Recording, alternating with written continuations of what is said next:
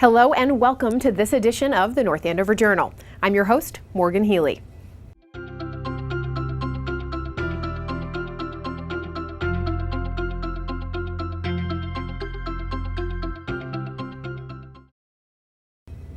In this week's episode, you can look forward to highlights from the most recent Scarlet Knights Friday night football game, a new Merchant of the Month segment, and an update from Superintendent Dr. Jennifer Price. All of this and more on this week's North Andover Journal. Hi everyone, and welcome to another episode of Merchant of the Month. I'm Dawn Pease with the North Andover Merchants Association, and today I'm with David Steinberg, principal of RCG, and we're at the leasing offices for RCG at 21 High Street in North Andover. Welcome, David. Thank you for having me. Thanks for coming. So tell us about RCG. We've all heard the name, but I don't know that we all really understand what RCG does exactly. Well, RCG is a real estate investment development management company. And what we do is buy distressed or undervalued properties, much like what these mills were before we arrived in North Andover, and fix them up and try to stabilize them with mixed-use tenants. Tell us about the East and West Mill locations. 2007 was when RCG first purchased what is now called East Mill. It was half the campus that had been the Davis and Ferber machine shops. We stepped in and were able to acquire the West Mill property. So now we've run it all essentially as one property, where we now have, between the two properties, 66 apartments. We have over 100 businesses operating out of the campus. And we've been taking some buildings down, redeveloping the campus with better parking locations, with better open space, and really looking at the long-term improvement of the property. What makes your residential and commercial units unique? Well, you start from the foundation of the history of the property, and you've got great brick and beam buildings. For our office users, it also creates an environment where we can do really unique spaces. And so being in downtown North Andover, you have the amenities of being in a neighborhood with other restaurants and conveniences and things that office tenants really appreciate. As a worker, if you want to go get lunch, you have lots of options around you, including options on campus and off. So we're able to offer a certain lifestyle here that's really unique. For the residents, it's really hard to find in nice communities like North Andover units that look like this, that have high ceilings, huge windows, top of the line finishes. And we're dog friendly, so you can bring your pets and go walk them around. We have a mill pond in the back and outdoor space, and things that I really think distinguish us from a lot of the other multi-family apartment complexes in the area. Can you tell us a little bit about what's going on now in the mill buildings and maybe a little bit about the master plan for the area? So West Mill in particular has, we're introducing new tenants essentially every month. So the exciting new tenants coming along are the Jade, which will be a Pan-Asian restaurant. We have Aries Systems, who's a North Andover company, relocating their business to here. In the near future, we will be starting to put up new buildings on the campus. And as we've redeveloped the site to have more activity right at the center of the site by moving the parking back closer to the buildings, by filling up the buildings with all these businesses and apartments, it's really freed up a lot of the land on the campus. So the sprawling parking lots and some of the ball fields on the edges of the property, we hope to put more businesses and more residents in. Can you tell me about some of the ways that you participate within the surrounding communities that you're part of? Sure.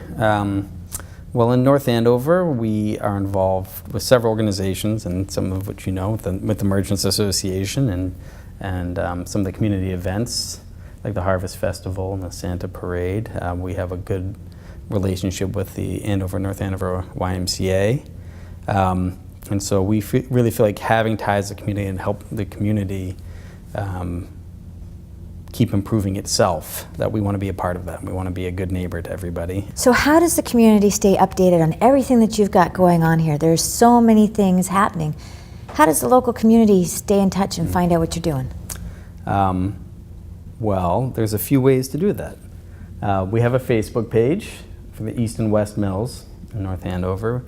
You can just come down to the Good Day Cafe and sit and have a cup of coffee, and you can talk to the people who are here. We have things posted around campus as well. We have small businesses on campus that are probably worth keeping up with. Painting with a Twist, Taste Buds Kitchen, the Maker Mill, Stashy's Pizza, and the Good Day Cafe, and Jamie's, where community come together. Vector Ventures, who does gaming that people can become members of. Fife Training, which is a fitness center on site. Bikram Yoga, where a lot of people really have an active community going on there. We try to keep our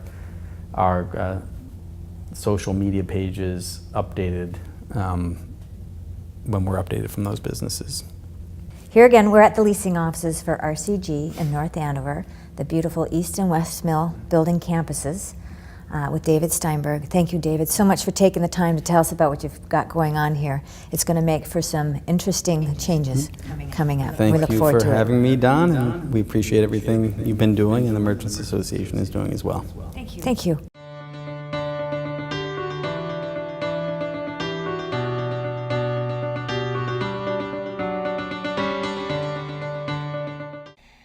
Hi, this is Jennifer Price, the superintendent here in North Andover, and for this segment of the Journal, I thought I would take some time to talk about the building issues that are going on within our district.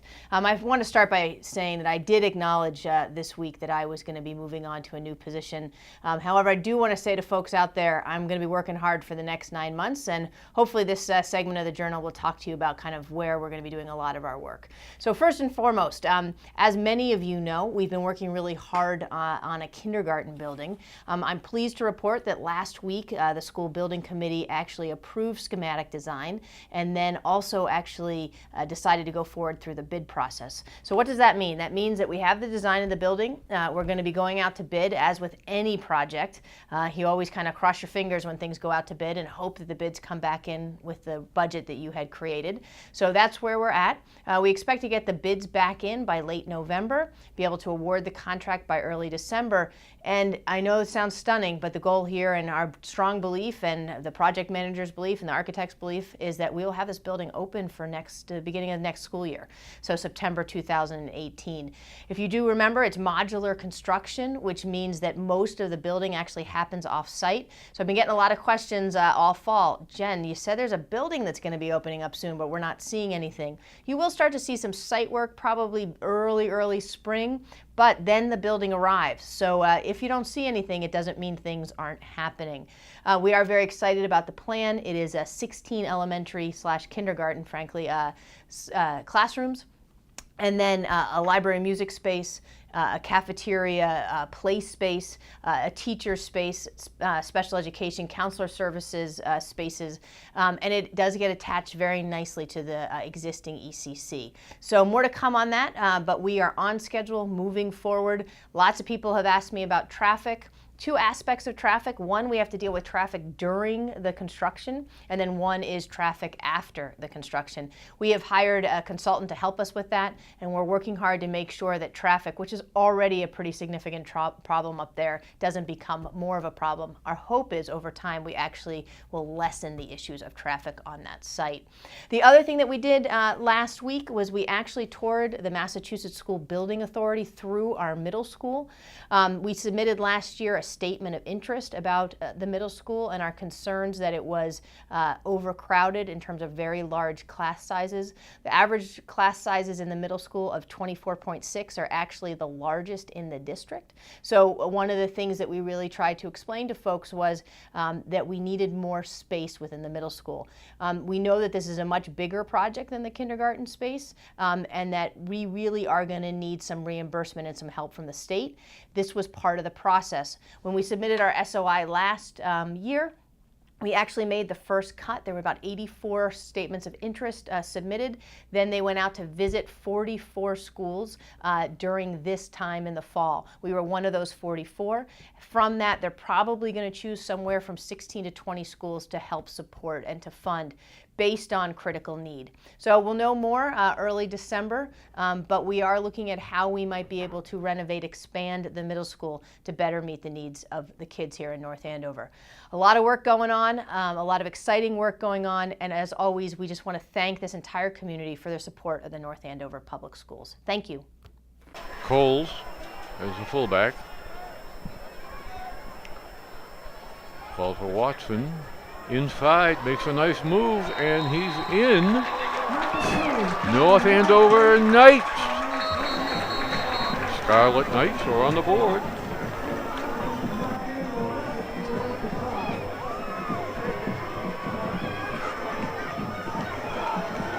Gabe D'Souza the kick. North Andover on the board. 7-0. It's good. North Andover playing aggressively. There's a pass in the slot to 24. He has the field. He has the speed, and he's gone. Cameron McCullough to hold. And it's good. Tie game. Under center again.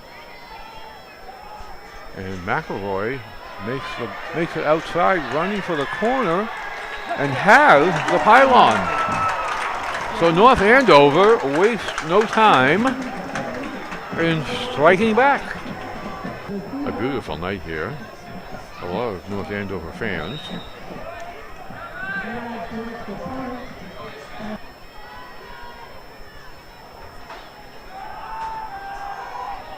Oh, and a fantastic interception. The ball just sailed over Simpson's head. And brought down by Walsh.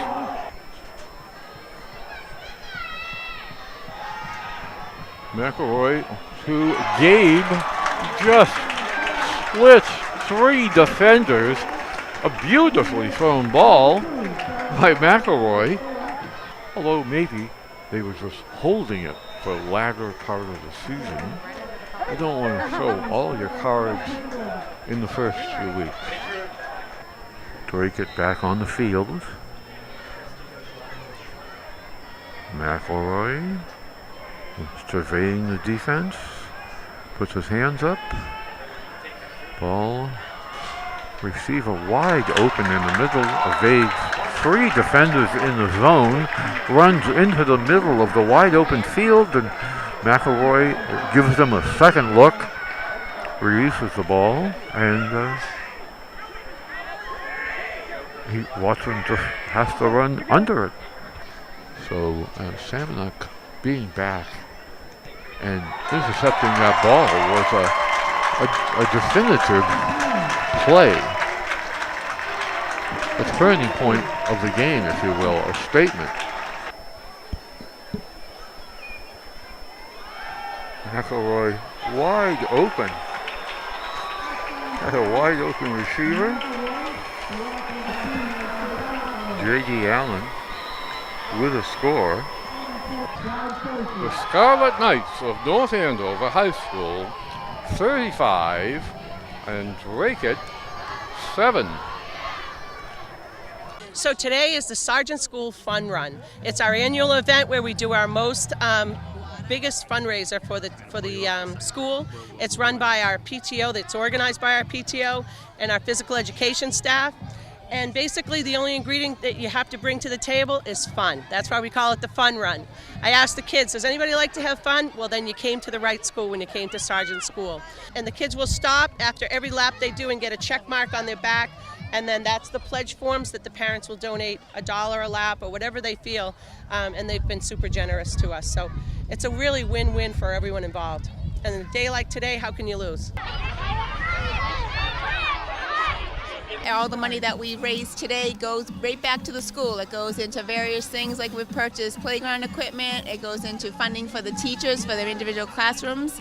It goes into enrichment activities for our kids and the authors we decide to bring in during the year. This is where it all happens. So the money raised today, parents and friends and family can pledge a flat donation, or they can pledge per lap. And let me tell you, these kids are running hard. There was one kid I saw with 48 laps. So if you pledge per lap, get ready to write that check. So the tables are, we have a water station, so everyone brings their water bottles, but there's definitely kids that forget them or they run out of water, they've drank too much, so we provide them with water. We also have a popsicle station. When everything is said and done, we end up having them come over and they get a popsicle, a treat afterwards. So. We did reach out to some of the neighbors. In particular, we had reached out to one of them, Mary, who's wonderful, who's been here for years, and she's such a huge supporter of us and the kids. And she was so happy. She came out and she was watching with us, and she's cheering them on. It's wonderful to see just such her to embrace this community. They're really something, I can say from my heart. These are adorable, healthy kids. But this is the first time that I've seen second graders and kindergartners run like crazy, okay? And I'm glad that, I'm able to see it and enjoy it. It's quite an event. But I really mean it. This is wonderful. It's like a great event. If you're looking for some Halloween-inspired fun, North Andover is the place to be. Be a part of North Andover CAM's televised Halloween costume contest, hosted by yours truly, this Saturday, October 28th, starting at noon and going until 3 p.m. This is a family fun event, and voting will take place online, and the winner will get a gift card to a local business. Be sure to RSVP to Susan at smartin@northandovercam.org. On October 28th and 29th, families are invited to visit the Stevens Coolidge Place for a pumpkin trail magical treat. Local nocturnal woodland creatures emerge to share their stories as participants are led along a pumpkin-lit garden trail. This is a non-scary event for all ages, and tours leave every 15 minutes. Of course, being Halloween, costumes are encouraged, but space is limited, so make sure to have your reservations all set by checking out the Stevens Coolidge Place Facebook page for more information. The Maker Mill will be hosting a Pokemon Halloween Madness event on October 27th from 6 until 8:30. They will create Pokemon Halloween crafts, pumpkin investigations, animations, Minecraft, face painting, balloon animals, and more. For more information on this event, visit their website at themakermill.com. Join the Taste Buds Kitchen here in North Andover for their Spooktacular celebration as they take to the kitchen to whip up spooky cupcakes for the holiday. The event will be on Friday, October 27th at 10 a.m. So grab your spooky friends and get cooking. Of course, costumes are encouraged for this event as well, and you can visit their website at tastebudskitchen.com. And Smolak Farms will be hosting not-so-scary Monster Safari hay rides from October 14th through the 29th. Just like us, monsters like to take a day off and enjoy the farm. The first hayride is at 10 a.m. with hayrides running throughout the day, and the last one departs at 2:30. Tricks and treats abound on this fun-filled tractor-drawn safari tour where visitors meet and interact with friendly classic monsters. Halloween costumes are, of course, encouraged for this event, but not required. Find out more information on the Smolak's Farm Facebook page. As always, if you have a news story or an idea for a segment, or if you just want to get involved with all of us here at North Andover CAM, please be sure to send us an email at thejournal@northandovercam.org. And if you want to see these stories the second they happen, you can find them airing on our channel, in between shows, or on our social media pages. Be sure to check out Facebook, Twitter, Instagram, and YouTube for North Andover CAM for more local content. That will wrap things up for us this week. I'm Morgan Healy. Thanks so much for joining us.